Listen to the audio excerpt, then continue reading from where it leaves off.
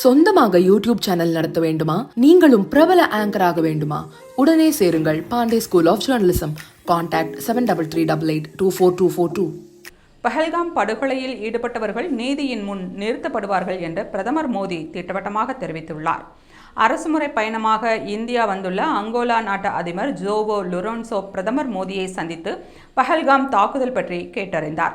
அதைத் தொடர்ந்து இருவரும் கூட்டாக செய்தியாளர்களை சந்தித்தனர். அப்போது பேசிய பிரதமர் மோடி, பஹல்காம் படுகொலையில் ஈடுபட்டவர்கள் நீதியின் முன் நிறுத்தப்படுவார்கள். பயங்கரவாதிக்கு எதிராக இந்தியா கண்டிப்பான நடவடிக்கையை எடுக்கும்.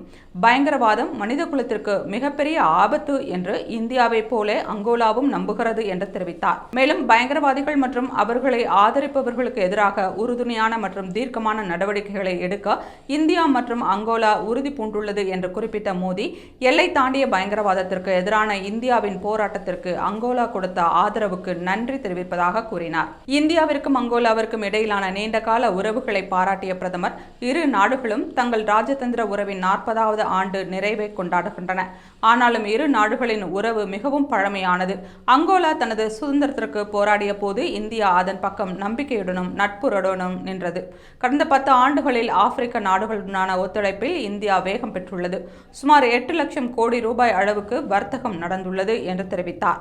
அது மட்டுமின்றி அங்கோலாவுடன் பாதுகாப்பு ஒத்துழைப்பு மற்றும் கடல்சார் பாதுகாப்பை இந்தியா மேம்படுத்தி வருவதையும் பிரதமர் மோடி குறிப்பிட்டுள்ளார்.